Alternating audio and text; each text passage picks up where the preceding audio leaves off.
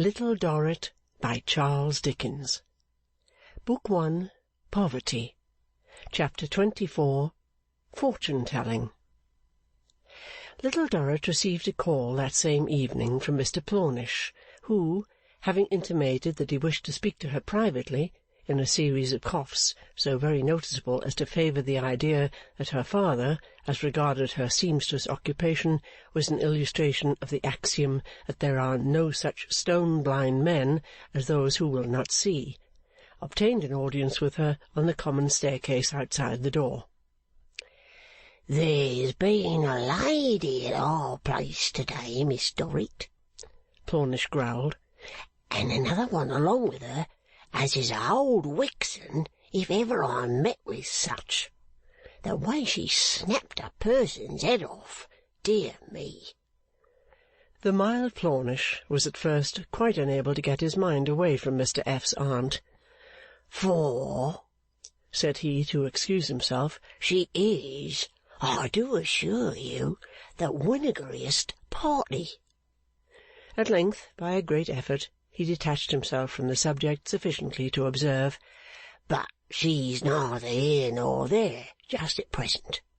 The other lady, she's Mr. Casby's daughter, and if Mr. Casby an't well off, none better. It an't through any fault of Pancks, for, as to Pancks, he does. He really does. He does indeed." Mr. Plornish, after his usual manner, was a little obscure, but conscientiously emphatic. "And what's she come to our place for?" he pursued. "Was to leave word that if Miss Dorrit would step up to that card, which it's Mr. Casby's house, that is, and Pancks, he has office at the back, where he really does, beyond belief, she will be glad for to engage her.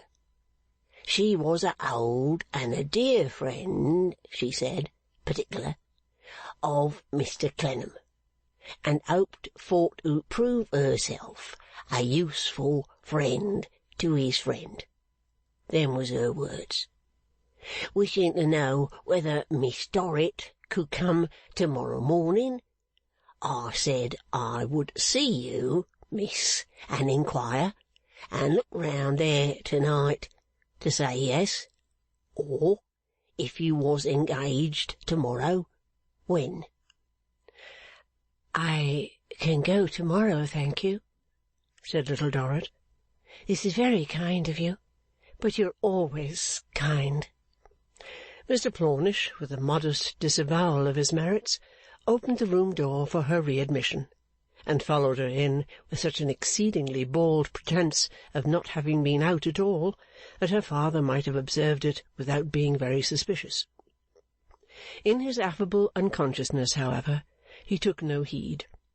Plornish, after a little conversation in which he blended his former duty as a collegian with his present privilege as a humble outside friend, qualified again by his low estate as a plasterer, took his leave, making the tour of the prison before he left, and looking on at a game of skittles with the mixed feelings of an old inhabitant who had his private reasons for believing that it might be his destiny to come back again.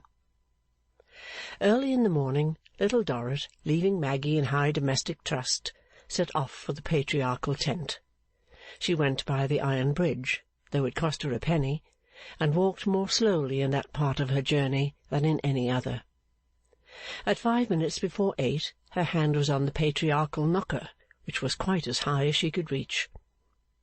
She gave Mrs. Finching's card to the young woman who opened the door, and the young woman told her that Miss Flora having on her return to the parental roof reinvested herself with the title under which she had lived there, was not yet out of her bedroom, but she was to please to walk up into Miss Flora's sitting-room.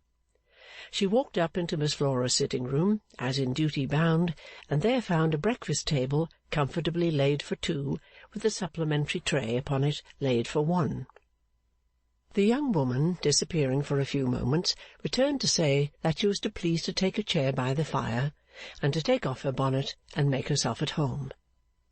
But Little Dorrit, being bashful, and not used to make herself at home on such occasions, felt at a loss how to do it, so she was still sitting near the door with her bonnet on when Flora came in a hurry half an hour afterwards.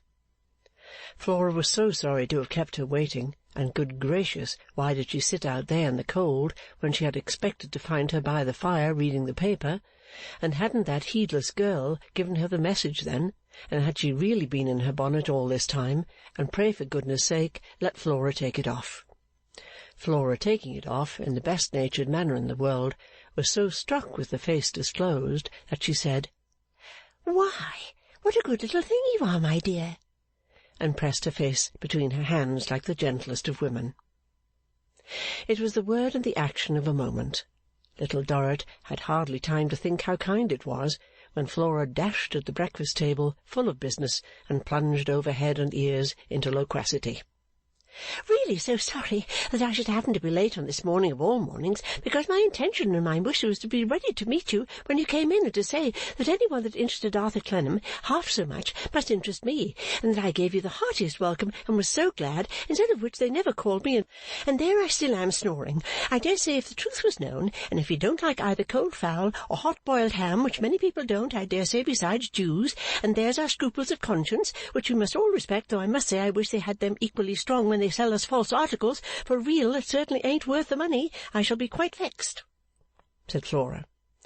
Little Dorrit thanked her and said shyly bread and butter and tea was all she usually— "Oh, nonsense, my dear child, I can never hear of that," said Flora, turning on the urn in the most reckless manner, and making herself wink by splashing hot water into her eyes as she bent down to look into the teapot. "You are coming here on the footing of a friend and companion, you know. If you'll let me take that liberty, and I should be ashamed of myself indeed if you could come here upon any other besides which Arthur Clennam spoke in such terms. You are tired, my dear?" "No, ma'am." "You turn so pale. You have walked too far before breakfast, and I dare say live a great way off and ought to have had a ride," said Flora. "Dear, dear, is there anything that would do you good?" "Indeed, I'm quite well, ma'am. I thank you again and again, but I'm quite well." "Then take your tea at once, I beg," said Flora. "And this wing of fowl and bit of ham, don't mind me or wait for me, because I always carry in this tray myself to Mr F.'s aunt, who breakfasts in bed, and a charming old lady too, and very clever. Portrait of Mr F. behind the door, and very like, though. Too much forehead, and as to a pillar with a marble pavement and balustrades in a mountain, I never saw him near it, or not likely in the wine trade. Excellent man, but not at all in that way." Little Dorrit glanced at the portrait, very imperfectly following the references to that work of art. "Mr F. was so devoted to me that he never could bear me out of his sight," said Flora, "though of course I am unable to say how long that might have lasted if he hadn't been cut short while I was a new broom. Worthy man, but not poetical, manly prose, but not romance." Little Dorrit glanced at the portrait again. The artist had given it a head that would have been, in an intellectual point of view, top-heavy for Shakespeare. "Romance, however," Flora went on, busily arranging Mr F.'s aunt's toast, "as I openly said to Mr F. when he proposed to me, and you will be surprised to hear that he proposed 7 times, once in a hackney coach, once in a boat, once in a pew, once in a donkey at Tunbridge Wells, and the rest on his knees. Romance was fled with the early days of Arthur Clennam. Our parents tore us asunder. We became marble, and stern reality usurped the throne. Mr F. said, very much to his credit, that he was perfectly aware of it, and even preferred that state of things accordingly. The word was spoken, the fiat went forth, and such is life, you see, my dear, and yet we do not break but bend. Pray make a good breakfast while I go in with the tray." She disappeared, leaving Little Dorrit to ponder over the meaning of her scattered words. She soon came back again, and at last began to take her own breakfast, talking all the while. "You see, my dear," said Flora, measuring out a spoonful or two of some brown liquid that smelt like brandy, and putting it into her tea, "I am obliged to be careful to follow the directions of my medical man, though the flavour is anything but agreeable, being a poor creature, and it may be have never recovered the shock received in youth from too much giving way to crying in the next room when separated from Arthur. Have you known him long?" As soon as Little Dorrit comprehended that she had been asked this question, for which time was necessary, the galloping pace of her new patroness having left her far behind, she answered that she had known Mr Clennam ever since his return. "To be sure, you couldn't have known him before unless you had been in China, or had corresponded, neither of which is likely," returned Flora, "for travelling people usually get more or less mahogany, and you are not at all so, and as to corresponding, what about? That's very true, unless tea. So it was at his mother's, was it really, that you knew him first? Highly sensible and firm, but dreadfully severe. Ought to be the mother of the man in the iron mask." "Mrs. Clennam has been very kind to me," said Little Dorrit. "Really?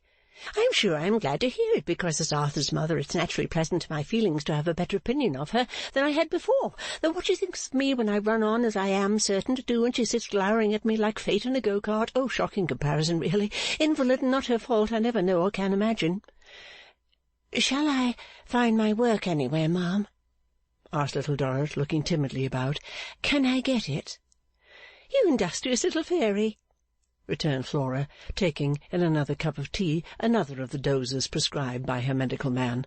"There's not the slightest hurry, and it's better that we should begin by being confidential about our mutual friend. Too cold a word for me, at least I don't mean that. Very proper expression, mutual friend. Then become, through mere formalities, not you, but me, like the Spartan boy with the fox biting him, which I hope you'll excuse my bringing up for all of the tiresome boys that will go tumbling into every sort of company that boys are tiresome." Little Dorrit, her face very pale, sat down again to listen. "Hadn't I better work the while?" she asked. "I can work and attend too. I would rather, if I may." Her earnestness was so expressive of her being uneasy without her work that Flora answered, "Well, my dear, whatever you like best," and produced a basket of white handkerchiefs. Little Dorrit gladly put it by her side, took out her little pocket housewife, threaded the needle, and began to hem. "What nimble fingers you have!" said Flora. "But are you sure you are well?" "Oh, yes, indeed." Flora put her feet upon the fender, and settled herself for a thorough, good, romantic disclosure. She started off at score, tossing her head, sighing in the most demonstrative manner, making a great deal of use of her eyebrows, and occasionally, but not often, glancing at the quiet face that bent over the work. "You must know, my dear," said Flora, "but that I have no doubt you know already, not only because I have already thrown it out in a general way, but because I feel I carry it stamped in burning what's-his-names upon my brow, that before I was introduced to the late Mr. F., I had been engaged to Arthur Clennam. Mr. Clennam, in public, where reserve is necessary. Arthur here. We are all in all to one another. It was the morning of life. It was bliss. It was frenzy. It was everything else of that sort in the highest degree. When rent asunder, we turned to stone, in which capacity Arthur went to China, and I became the statue bride of the late Mr. F." Flora, uttering these words in a deep voice, enjoyed herself immensely. "To paint," said she, "the emotions of that morning when all was marble within, and Mr. F.'s aunt followed in a glass coach, which it stands to reason must have been in shameful repair, or it never could have broken down 2 streets from the house, and Mr. F.'s aunt brought home like the 5th of November in a rush-bottomed chair. I will not attempt. Suffice it to say that the hollow form of breakfast took place in the dining-room downstairs, that papa, partaking too freely of pickled salmon, was ill for weeks, and that Mr. F. and myself went upon a continental tour to Calais, where the people fought for us on the pier until they separated us, though not for ever. That was not yet to be." The statue bride, hardly pausing for breath, went on with the greatest complacency in a rambling manner sometimes incidental to flesh and blood. "I will draw a veil over that dreamy life. Mr. F. was in good spirits, his appetite was good, he liked the cookery, he considered the wine weak but palatable, and all was well. We returned to the immediate neighbourhood of number 30 Little Gosling Street, London Docks, and settling down, ere we had yet fully detected the housemaid in setting the feathers out of the spare bed, gout flying upwards, soared with Mr. F. to another sphere." His relict, with a glance at his portrait, shook her head and wiped her eyes. "I revere the memory of Mr. F. as an estimable man and most indulgent husband, only necessary to mention asparagus, and it appeared, or to hint at any little delicate thing to drink, and it came like magic in a pint bottle. It was not ecstasy, but it was comfort. I returned to papa's roof and lived secluded, if not happy, during some years, until one day papa came smoothly blundering in and said that Arthur Clennam awaited me below. I went below and found him. Ask me not what I found him, except that he was still unmarried, still unchanged." The dark mystery with which Flora now enshrouded herself might have stopped other fingers than the nimble fingers that worked near her. They worked on without a pause, and the busy head bent over them, watching the stitches. "Ask me not," said Flora, if I love him still, or if he still loves me, or what the end is to be, or when. We are surrounded by watchful eyes, and it may be that we are destined to pine asunder. It may be never more to be reunited. Not a word, not a breath, not a look to betray us all must be as secret as the tomb. Wonder not, therefore, that even if I should seem comparatively cold to Arthur, or Arthur should seem comparatively cold to me, we have fatal reasons. It is enough if we understand them. Hush!" All of which Flora said with so much headlong vehemence as if she really believed it. There is not much doubt that when she worked herself into full mermaid condition, she did actually believe whatever she said in it. "Hush!" repeated Flora. "I have now told you all. Confidence is established between us. Hush! For Arthur's sake, I will always be a friend to you, my dear girl, and in Arthur's name you may always rely upon me." The nimble fingers laid aside the work, and the little figure rose and kissed her hand. "You are very cold," said Flora, changing to her own natural kind-hearted manner, and gaining greatly by the change. "Don't work to-day. I am sure you are not well. I am sure you are not strong." "It is only that I feel a little overcome by your kindness, and by Mr. Clennam's kindness, in confiding me to one he has known and loved so long." "Well, really, my dear," said Flora, who had a decided tendency to be always honest when she gave herself time to think about it, "it's as well to leave that alone for now, for I couldn't undertake to say after all, but it doesn't signify. Lie down a little while." "I have always been strong enough to do what I want to do, and I shall be quite well directly," returned Little Dorrit with a faint smile. "You have overpowered me with gratitude, that's all. If I keep near the window for a moment, I shall be quite myself." Flora opened a window, and sat her in a chair by it, and considerately retired to her former place. It was a windy day, and the air stirring on Little Dorrit's face soon brightened it. In a very few minutes she returned to her basket of work, and her nimble fingers were as nimble as ever.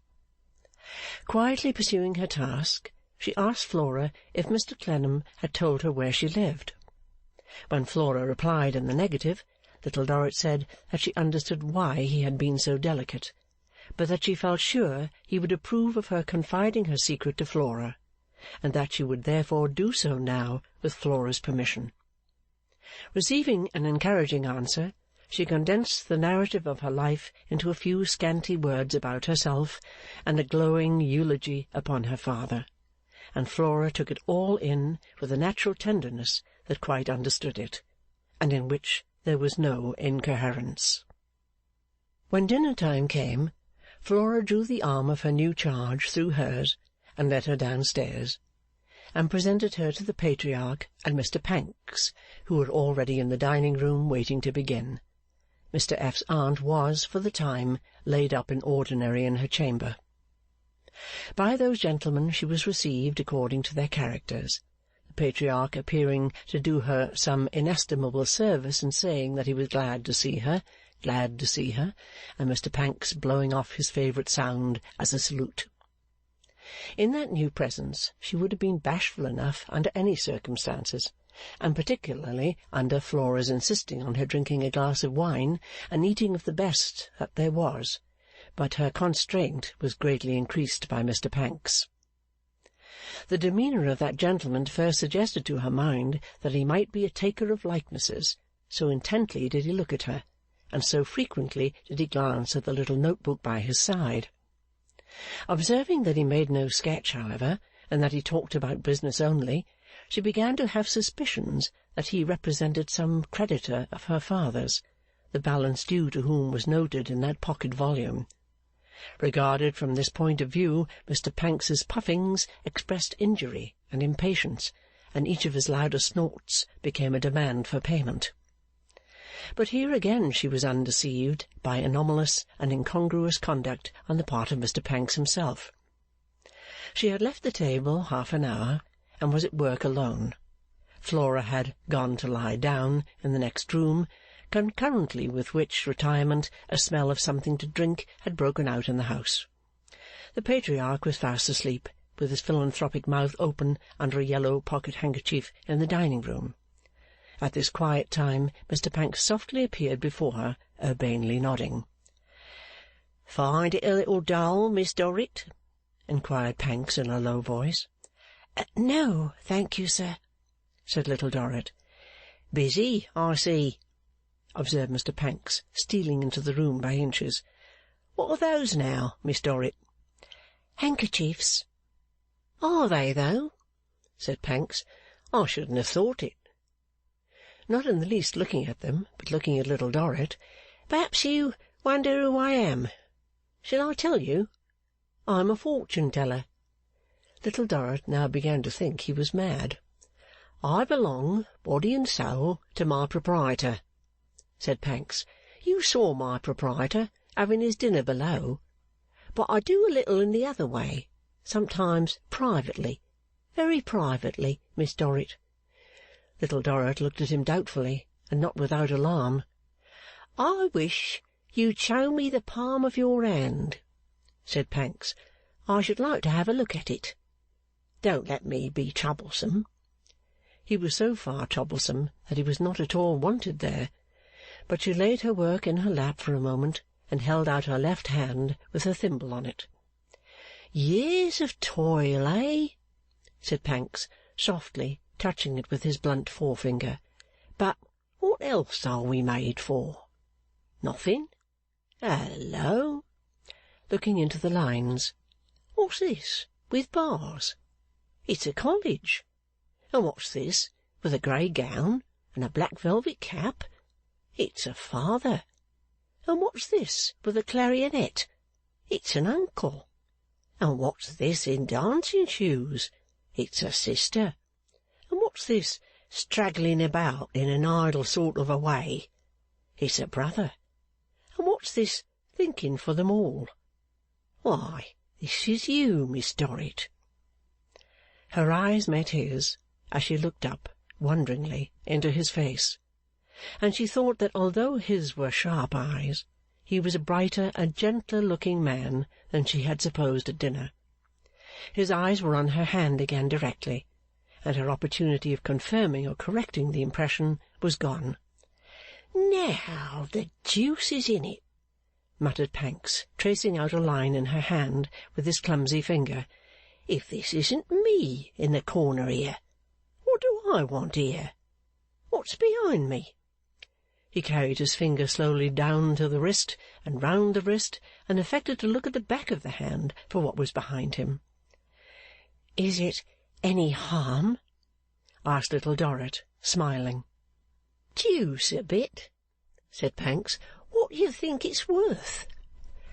"I ought to ask you that. I am not the fortune-teller." "True," said Pancks. "What's it worth?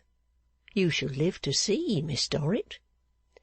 Releasing the hand by slow degrees, he drew all his fingers through his prongs of hair, so that they stood up in their most portentous manner, and repeated slowly, "Remember what I say, Miss Dorrit.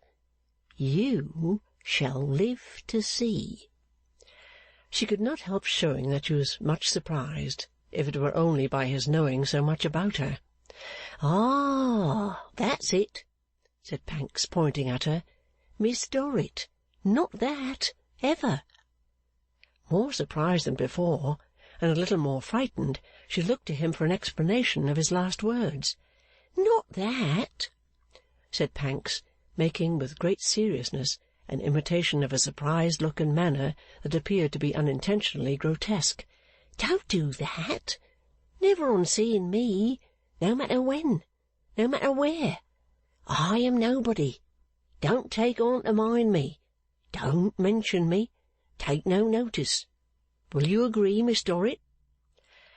"I hardly know what to say," returned Little Dorrit, quite astounded.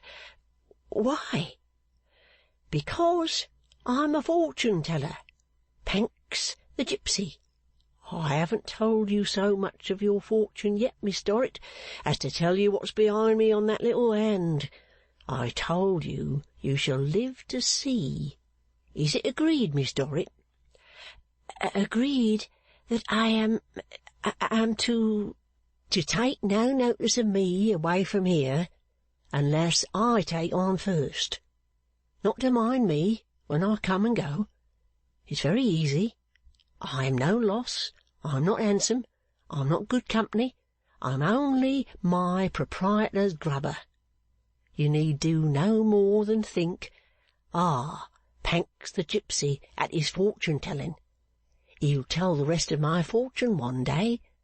I shall live to know it. Is it agreed, Miss Dorrit?"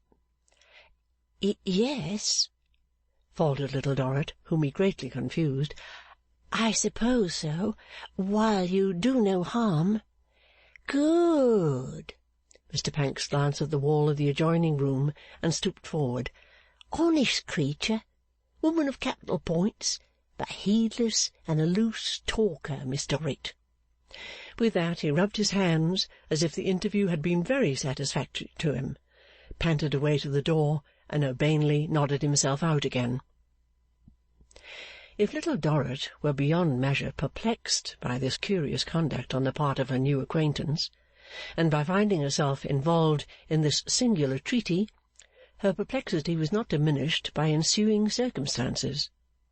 Besides that Mr. Pancks took every opportunity afforded him in Mr. Casby's house of significantly glancing at her and snorting at her, which was not much, after what he had done already, he began to pervade her daily life. She saw him in the street constantly. When she went to Mr. Casby's, he was always there. When she went to Mrs. Clennam's, he came there on any pretence, as if to keep her in his sight. A week had not gone by when she found him, to her astonishment, in the lodge one night, conversing with the turnkey on duty, and to all appearance one of his familiar companions. Her next surprise was to find him equally at his ease within the prison, to hear of his presenting himself among the visitors at her father's Sunday levee, to see him arm in arm with a collegiate friend about the yard, to learn from fame that he had greatly distinguished himself one evening at the social club that held its meetings in the snuggery by addressing a speech to the members of the institution, singing a song, and treating the company to 5 gallons of ale, report madly added a bushel of shrimps. The effect on Mr. Plornish of such of these phenomena as he became an eye-witness of in his faithful visits made an impression on Little Dorrit only second to that produced by the phenomena themselves. They seemed to gag and bind him. He could only stare, and sometimes weakly mutter that it wouldn't be believed down Bleeding Heart Yard that this was Pancks. But he never said a word more, or made a sign more, even to Little Dorrit. Mr. Pancks crowned his mysteries by making himself acquainted with Tip in some unknown manner, and taking a Sunday saunter into the college on that gentleman's arm. Throughout, he never took any notice of Little Dorrit, save once or twice when he happened to come close to her and there was no one very near, on which occasions he said in passing, with a friendly look and a puff of encouragement, "Pancks a gipsy, fortune-telling." Little Dorrit worked and strove as usual, wondering at all this, but keeping her wonder as she had from her earliest years kept many heavier loads in her own breast. A change had stolen, and was stealing yet, over the patient heart. Every day found her something more retiring than the day before. To pass in and out of the prison unnoticed, and elsewhere to be overlooked and forgotten, were, for herself, her chief desires. To her own room, too, strangely assorted room for her delicate youth and character, she was glad to retreat as often as she could without desertion of any duty. There were afternoon times when she was unemployed, when visitors dropped in to play a hand at cards with her father, when she could be spared and was better away. Then she would flit along the yard, climb the scores of stairs that led to her room, and take her seat at the window. Many combinations did those spikes upon the wall assume, many light shapes did the strong iron weave itself into, many golden touches fell upon the rust, while Little Dorrit sat there musing. New zigzags sprung into the cruel pattern sometimes, when she saw it through a burst of tears, but beautified or hardened still, always over it and under it and through it, She was fain to look in her solitude, seeing everything with that ineffaceable brand. A garret, and a Marshalsea garret without compromise, was Little Dorrit's room. Beautifully kept, it was ugly in itself, and had little but cleanliness and air to set it off, for what embellishment she had ever been able to buy had gone to her father's room. Howbeit, for this poor place she showed an increasing love, and to sit in it alone became her favourite rest. Insomuch that on a certain afternoon during the Pancks mysteries, when she was seated at her window and heard Maggie's well-known step coming up the stairs, she was very much disturbed by the apprehension of being summoned away. As Maggie's step came higher up and nearer, she trembled and faltered, and it was as much as she could do to speak when Maggie at length appeared. "Please, little mother," said Maggie, panting for breath, "you must come down and see him. He's here." "Who, Maggie?" "Who? Of course, Mr. Clennam. He's in your father's room, and he says to me, 'Maggie, will you be so kind and go and say it's only me?'" "I am not very well, Maggie. I had better not go. I am going to lie down. See, I lie down now to ease my head.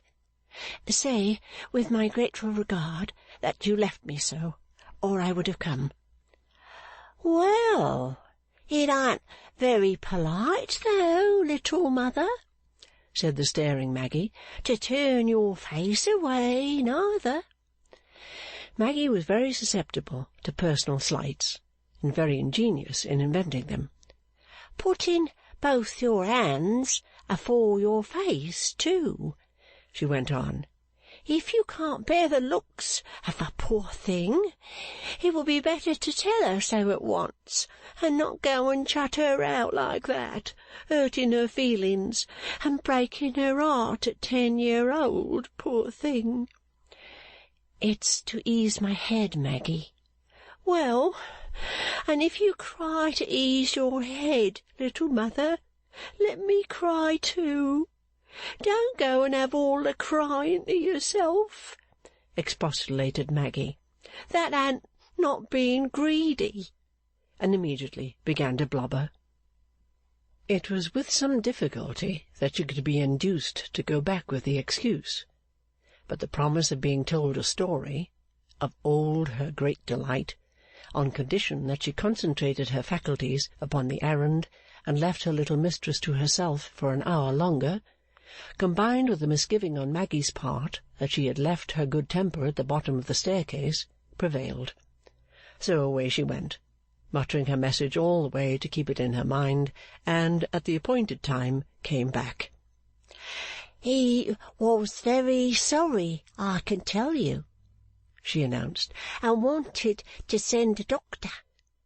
And he's coming again to-morrow, he is, and I don't think he'll have a good sleep to-night, along of hearing about your head, little mother. Oh, my! Ain't you been a-crying?" "I think I have, a little, Maggie." "A little? Oh!" "But it's all over now. All over for good, Maggie, and my head is much better and cooler, and I am quite comfortable. I am very glad I did not go down." Her great staring child tenderly embraced her, and having smoothed her hair and bathed her forehead and eyes with cold water, offices in which her awkward hands became skilful, hugged her again, exulted in her brighter looks, and stationed her in her chair by the window. Over against this chair, Maggie, with apoplectic exertions that were not at all required, dragged the box which was her seat on story-telling occasions, sat down upon it, hugged her own knees, and said, with a voracious appetite for stories and with widely opened eyes, "Now, little mother, let's have a good 'un." "What shall it be about, Maggie?" "Oh, let's have a princess," said Maggie, "and let her be a regular one, beyond all belief, you know." Little Dorrit considered for a moment. and with a rather sad smile upon her face, which was flushed by the sunset, began, Maggie, there was once upon a time a fine king, and he had everything he could wish for, and a great deal more. He had gold and silver, diamonds and rubies, riches of every kind. He had palaces, and he had hospitals, interposed Maggie, still nursing her knees. Let him have hospitals, because they're so comfortable, hospitals, with lots of chicken.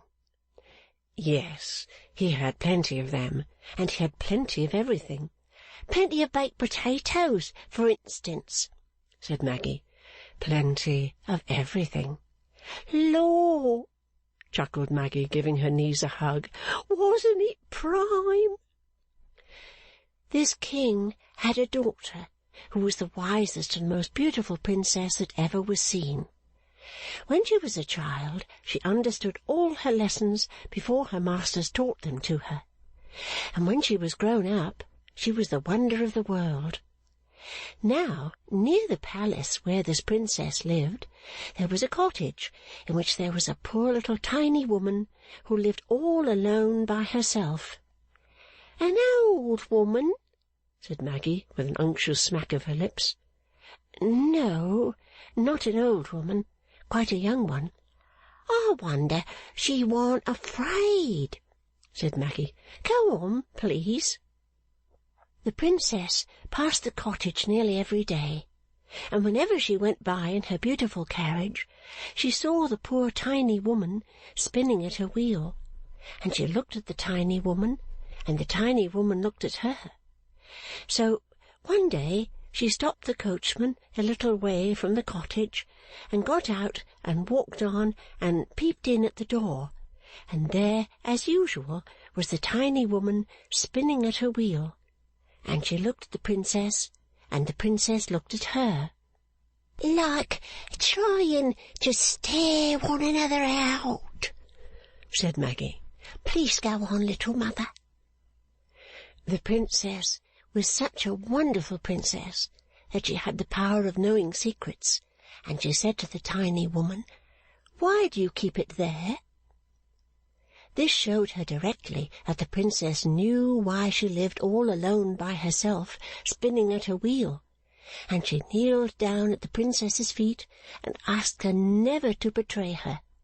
So the princess said, I never will betray you. Let me see it. So the tiny woman closed the shutter of the cottage window and fastened the door, and trembling from head to foot for fear that any one should suspect her, opened a very secret place and showed the princess a shadow. Lord, said Maggie. It was the shadow of someone who had gone by long before, of someone who had gone on far away, quite out of reach, never, never to come back. It was bright to look at, and when the tiny woman showed it to the princess, she was proud of it with all her heart as a great, great treasure. When the princess had considered it a little while, she said to the tiny woman, And you keep watch over this every day? And she cast down her eyes and whispered, Yes. Then the princess said, Remind me why. To which the other replied that no one so good and kind had ever passed that way, and that was why in the beginning. She said, too, that nobody missed it, that nobody was the worse for it, that someone had gone on to those who were expecting him. Someone was a man, then? Interposed Maggie. Little Dorrit timidly said yes, she believed so, and resumed. Had gone on to those who were expecting him, and that this remembrance was stolen or kept back from nobody. The princess made answer, but when the cottager died it would be discovered there. The tiny woman told her, no, when that time came, it would sink quietly into her own grave and would never be found. Well, to be sure, said Maggie. Go on, please. The Princess was very much astonished to hear this, as you may suppose, Maggy. "And well she might be," said Maggy. So she resolved to watch the tiny woman, and see what came of it. Every day she drove in her beautiful carriage by the cottage door, and there she saw the tiny woman always alone by herself, spinning at her wheel. And she looked at the tiny woman, and the tiny woman looked at her. At last, one day, the wheel was still, and the tiny woman was not to be seen. When the Princess made inquiries why the wheel had stopped, and where the tiny woman was, she was informed that the wheel had stopped because there was nobody to turn it, the tiny woman being dead. "They ought to have took her to the hospital," said Maggy, "and then she'd have got over it." The Princess, after crying a very little for the loss of the tiny woman, dried her eyes and got out of her carriage at the place where she had stopped it before, and went to the cottage and peeped in at the door. There was nobody to look at her now, and nobody for her to look at, so she went in at once to search for the treasured shadow. But there was no sign of it to be found anywhere, and then she knew that the tiny woman had told her the truth, and that it would never give anybody any trouble, and that it had sunk quietly into her own grave, and that she and it were at rest together. That's all, Maggy. The sunset flush was so bright on Little Dorrit's face when she came thus to the end of her story, that she interposed her hand to shade it. "Had she got to be old?" Maggy asked. The tiny woman? "Ah!" "I don't know," said Little Dorrit, "but it would have been just the same if she had been ever so old." "Would it really?" said Maggy. "Well, I suppose it would, though," and sat staring and ruminating. She sat so long with her eyes wide open that at length Little Dorrit, to entice her from her box, rose and looked out of window. As she glanced down into the yard, she saw Pancks come in and leer up with the corner of his eye as he went by. "Who's he, little mother?" said Maggy. She had joined her at the window and was leaning on her shoulder. "I see him come in and out often." "I have heard him called a fortune-teller," said Little Dorrit, "but I doubt if he could tell many people even their past or present fortunes." "Couldn't have told the Princess hers?" said Maggy. Little Dorrit, looking musingly down into the dark valley of the prison, shook her head. "Nor the tiny woman hers?" said Maggy. "No," said Little Dorrit, with the sunset very bright upon her. "But let us come away from the window." End of Book 1, Chapter 24.